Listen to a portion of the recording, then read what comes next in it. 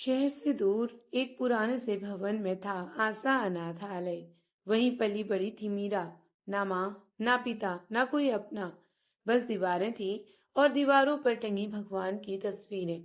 मीरा बाकी लड़कियों से अलग थी। वह ज्यादा बोलती नहीं थी, पर उसकी आंखों में एक अजीब सी गहराई थी। वह अक्सर छत पर बैठकर आसमान देखती और सोचती, क्या कहीं कोई है जो मुझे नाम से पुकारेगा। मौत का सच बताने वाला डॉक्टर। शहर में एक नाम बहुत मशहूर था, डॉक्टर आर्यन मेहता। वे फॉरेंसिक विशेषज्ञ थे, पोस्टमार्टम करते थे। लोग कहते थे मौत के बाद अगर कोई सच बोल सकता है तो वो आर्यन है। एक दिन मेडिकल कैंप के सिलसिले में वो आशा अनाथालय पहुंचे। मीरा तब 22 साल की थी। जैसे ही उसकी नजर डॉक्टर से मिली, उसे पहली बार लगा कोई उसे देख रहा है, सच में देख रहा है। आर्यन ने उसकी फाइल पढ़ी। नाम मीरा, माता पिता अज्ञात, आयु अनुमानित। तुम्हें पढ़ना पसंद है? उन्होंने पूछा। मीरा ने धीरे से कहा, हाँ, किताबें धोखा नहीं देती। उस जवाब ने आर्यन को रोक लिया।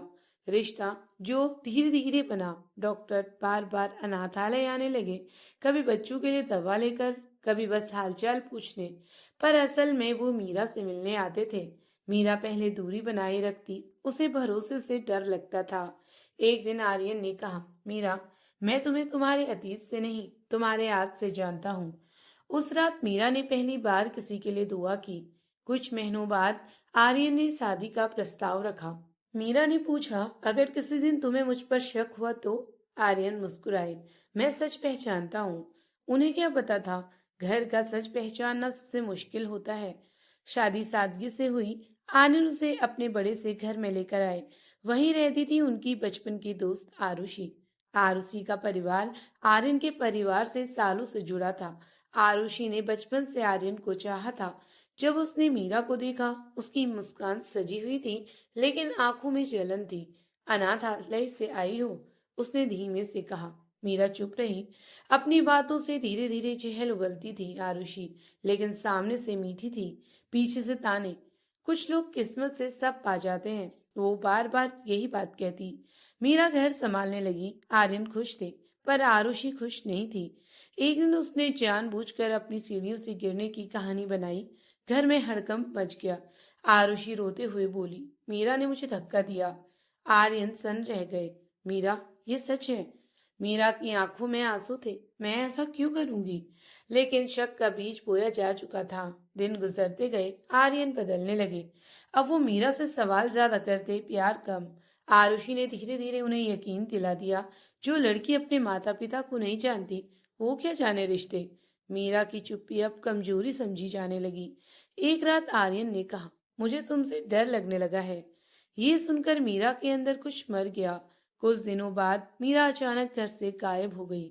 आरुषि ने कहा, शायद उसे अपने अपराध का एहसास था। आर्यन चुप रहे।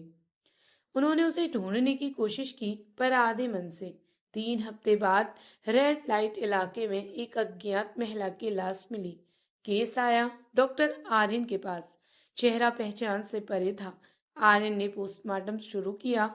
जब उन्होंने हाथ देखा, उनकी उंगलियां जम गईं। दाहिने हाथ की अनामिका थोड़ी टेढ़ी। मीरा, उनकी सांसें रुक गई।